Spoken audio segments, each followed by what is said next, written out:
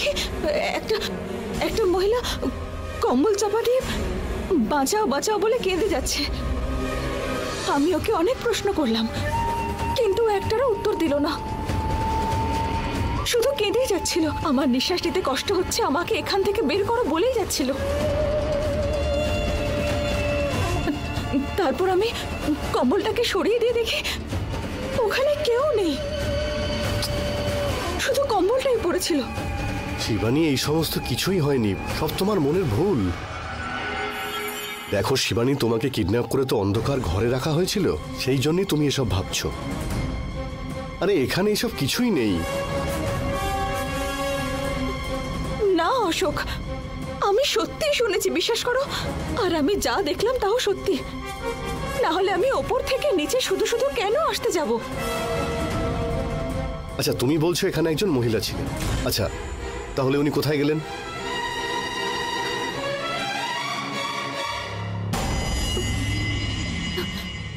এটা তো আমিও বুঝতে পারছি না।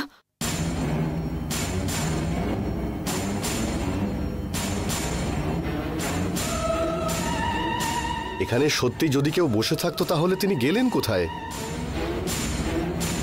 এখানে ছিল বসেও, কিন্তু কোথায় গেল সেটাই বুঝতে পারছি না।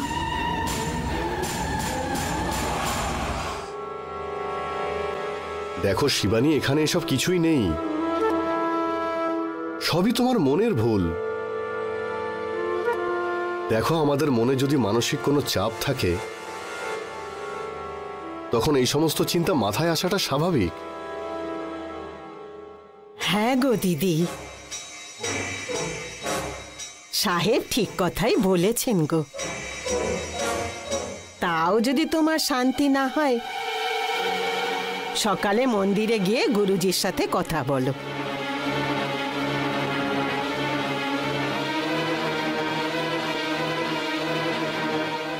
উনি নিশ্চয়ই কোনো উপায় বলে দেবেন। ঠিক আছে কমলা মা, সেটাই করব আমি। এটা ঠিক বলেই মনে হচ্ছে ছোটদি। এবার তুমি গিয়ে একটু নিশ্চিন্তে ঘুমিয়ে পড়ো গিয়ে।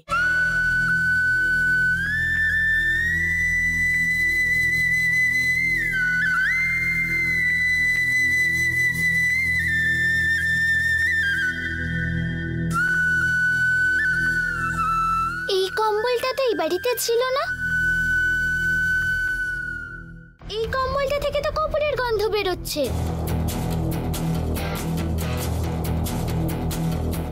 মা, এই ঘরে কেউ নেই রে। কমলা মা, রূপা, তোমরা এখন ঘুমোতে যাও, কিছুই হয়নি। ঠিক আছে।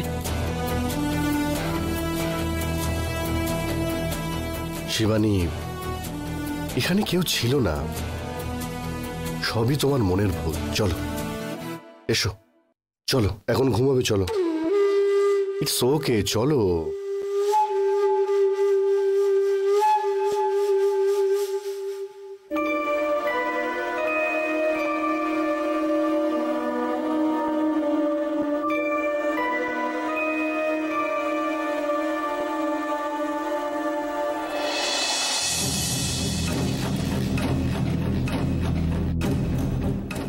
বসো। এসব চিন্তা মন থেকে বাদ দিয়ে তুমি এখন নিশ্চিন্তে ঘুমাও। কাল সকালে আমি গুরুদেবের সঙ্গে কথা বলবো, ঠিক আছে? ঘুমিয়ে পড়ো। মা চল, এবার শুয়ে পড়, চল শুয়ে পড়।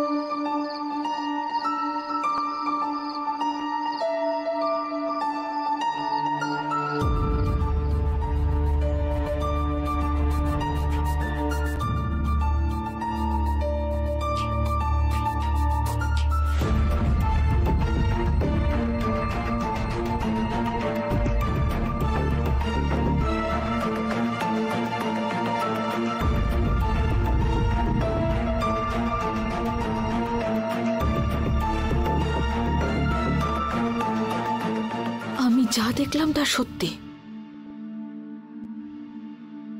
কিন্তু কেউ তো বসেছিল না ওখানে। যদি ওটা আমার কল্পনাই হতো তাহলে কম্বলটা ওখানে কি করেই বা এলো? আর ওই কম্বলটা তো আমাদের না। কে ওখানে রেখে গেল আর কেনই বা আসলো, এসব তো কিছুই বুঝতে পারছি না আমি।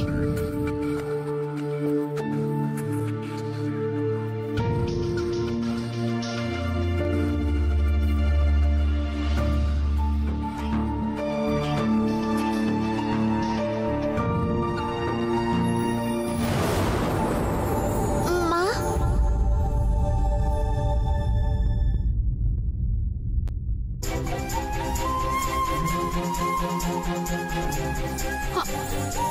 ওমা, মা,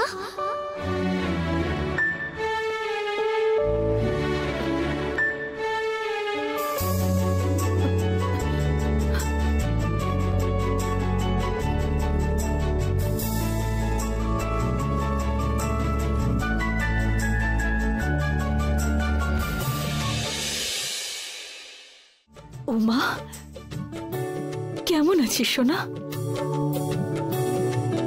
কখন এলি মা তুই? এই মাত্র এলাম আমি মা। তুই কিছু খেয়েছিস? তুই এখানে দাঁড়া, আমি কি এক্ষুনি খাবার নিয়ে আসছি।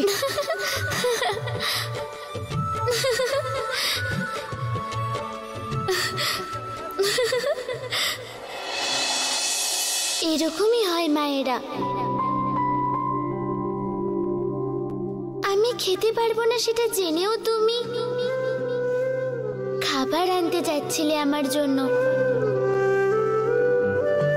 আমার 5টা সেন্সের মধ্যে কোনোটাই নেই, তাই জন্য ঘুম, খিদে, রাত, দিন, স্পর্শ, রুচি কোনোটাই নেই। আচ্ছা, তুমি ঘুমোওনি কেন?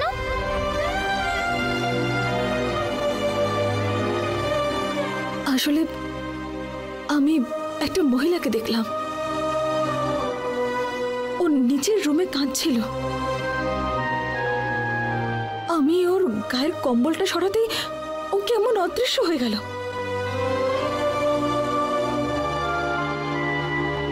ওরা বলছে এই সবকিছু নাকি আমার কল্পনা।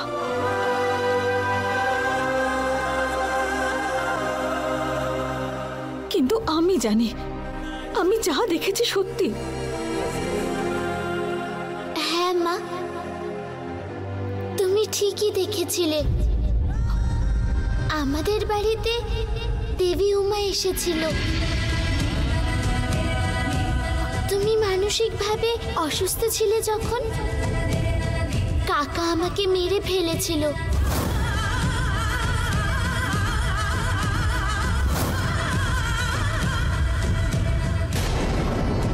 তখন আমার রূপে দেবী উমা এসেছিল এই বাড়িতে। তখন কি হয়েছিল জানো?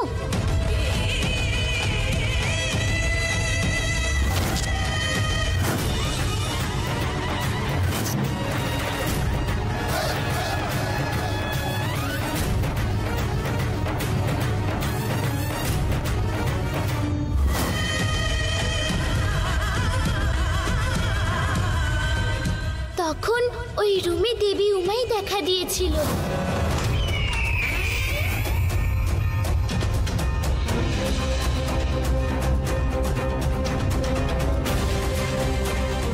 আঙ্কেল,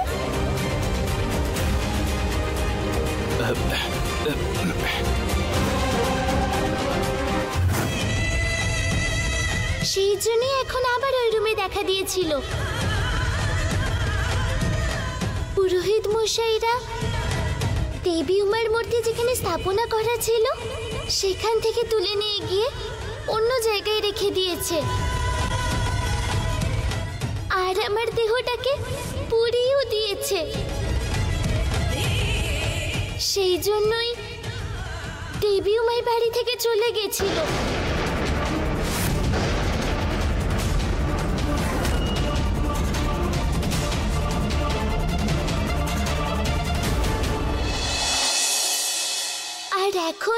জায়গাটায় দেবী ভক্তদের পুজো না পেয়ে দম বন্ধ করার মতো একটা খারাপ পরিস্থিতিতে আছে।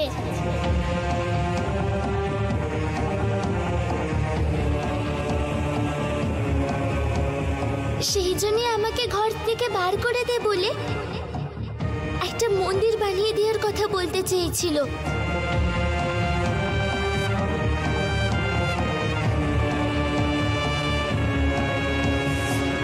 তুমি দেবীকে একটা মন্দির বানিয়ে দিলে দেবী উমা আবার আমাদের বাড়িতে ফিরে আসবেন।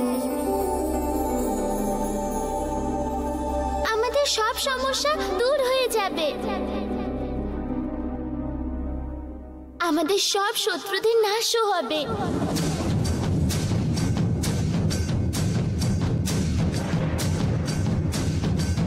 আমি দেবী মায়ের জন্য একটা সুন্দর মন্দির বানিয়ে দেব সোনা। যত তাড়াতাড়ি সম্ভব আমি এই কাজটা সম্পূর্ণ করব।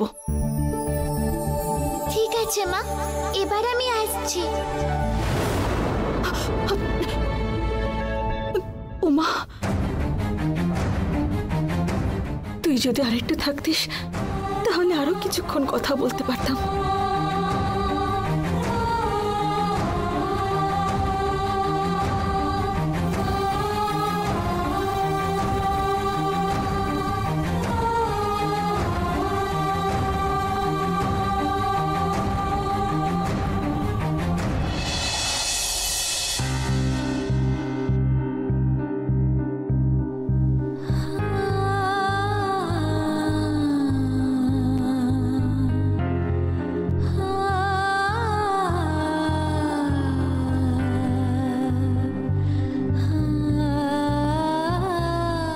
জায়গাটায় দেবী ভক্তদের পুজো না পেয়ে দম বন্ধ করার মতো একটা খারাপ পরিস্থিতিতে আছে।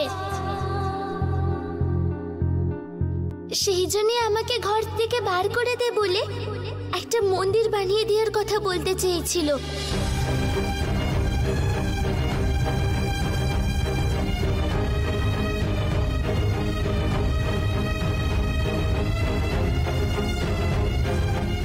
দেবীকে একটা মন্দির বানিয়ে দিলে দেবী উমা আবার আমাদের বাড়িতে ফিরে আসবেন।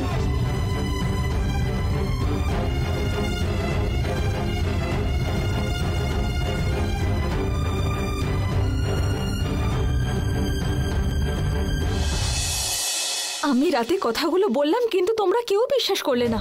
কাল রাতে যে ওই মহিলা এসেছিল এটা সত্যি, আর তোমরা বললে আমি এসব কিছু নাকি কল্পনা করছি। কাল রাতে আমি এসব চিন্তা করার সময় উমা এসে আমাকে দেখা দিয়েছিল। ওর সাথে কথা বলে আমি বুঝলাম যে কাল রাতে ওই মহিলা এসেছিল এটা সত্যি, আর ওই মহিলা অন্য কেউ নন, স্বয়ং দেবী উমা এসেছিলেন। আর তার সাথে আমাকে এটাও বললো যে মন্দির থেকে দেবী উমার প্রতিমা চুরি করে কোনো একটা ঘরে কারা বন্দি করে রেখেছে, আর দেবী উমাকে মুক্ত করতে হলে আমাকে ঠিক ওই স্থানে একটা মন্দির গড়ে তুলতে হবে, এটাও বললো আমায়। আমরা তো বললামই যে মন্দিরটা বানিয়ে দেব। কিন্তু কাজ তো শেষ হয়নি সাহেব। হ্যাঁ অশোক, মন্দিরের কাজ শুরু হতে এত দেরি হচ্ছে কেন সেই কারণ জানার জন্যই হয়তো দেবী উমা ওই মহিলা রূপ নিয়ে আমাদের এখানে এসেছিলেন। হ্যাঁ, এটা তুমি ঠিকই বলেছ, কিন্তু কাজটা দেরিতে কেন শুরু হচ্ছে? আমি তো সেটাই বুঝতে পারছি না অশোক। আমি একটা কাজ করি, আমি গিয়ে মিস্টার শিবা আর ইঞ্জিনিয়ারদের সঙ্গে একবার দেখা করে আসি। চলো, আমিও যাচ্ছি। না না, তার দরকার নেই, তোমার অফিসে অনেক কাজ আছে, আমি যাই, আমি গিয়ে কথা বলে আসি। ওকে।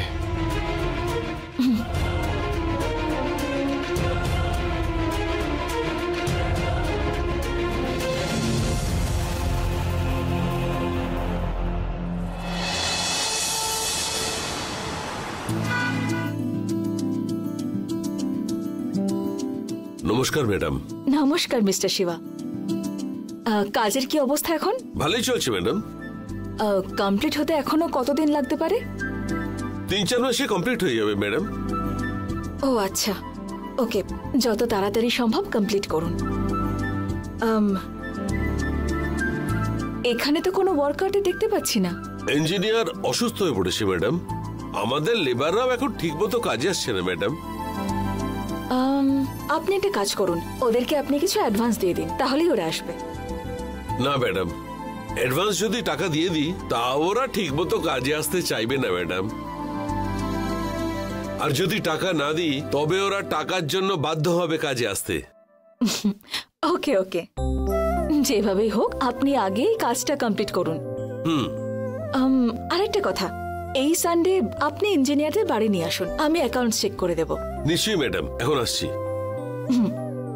আসলাম।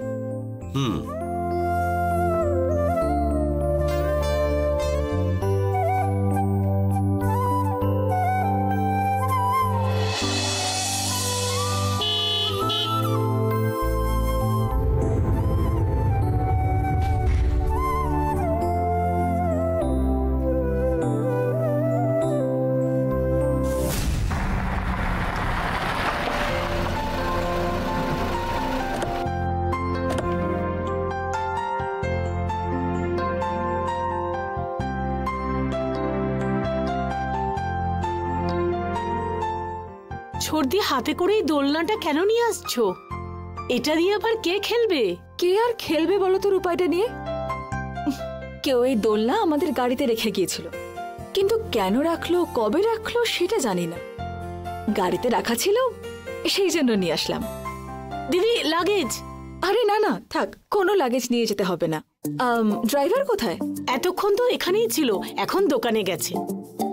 ও তাই, ঠিক আছে, ও ফিরে আসলে লাগেজগুলো ডাইরেক্ট লন্ড্রিতে নিয়ে যেতে বলো। ঠিক আছে, চাবিটা নাও।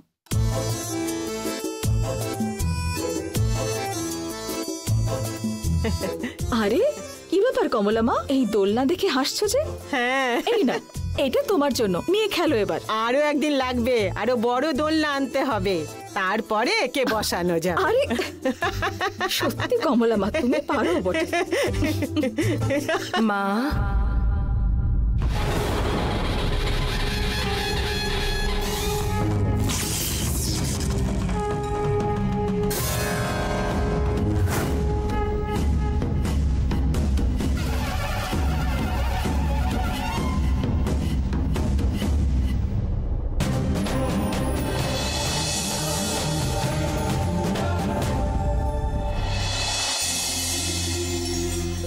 মা, খিদে পেয়েছে, আমাকে কিছু খেতে দেবেন?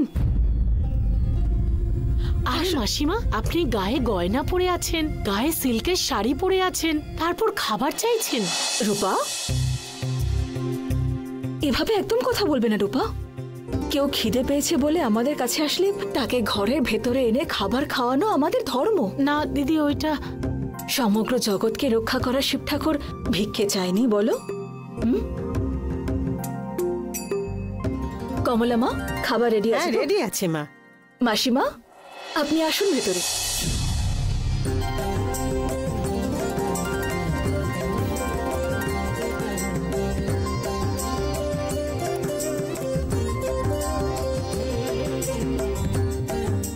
আসুন।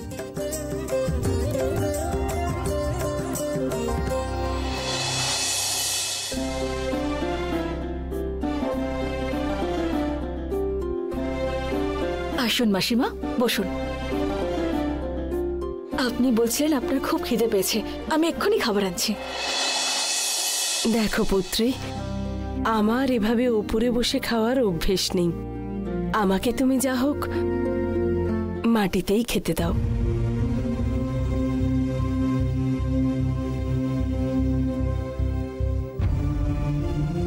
রূপা, কমলা মা, উনি নিচে বসে খাবেন বলছেন, একটু এখানে ব্যবস্থা করে দাও। ঠিক আছে দিদি।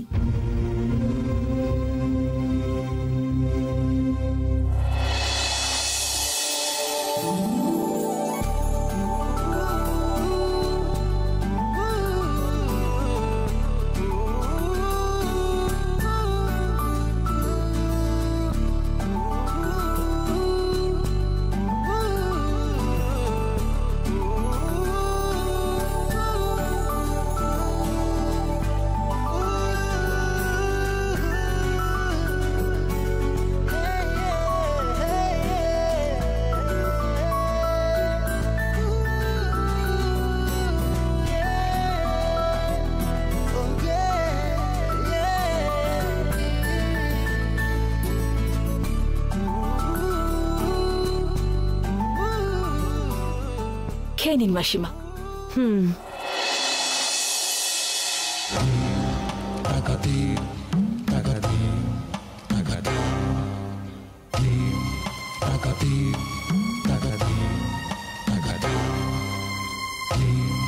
Takati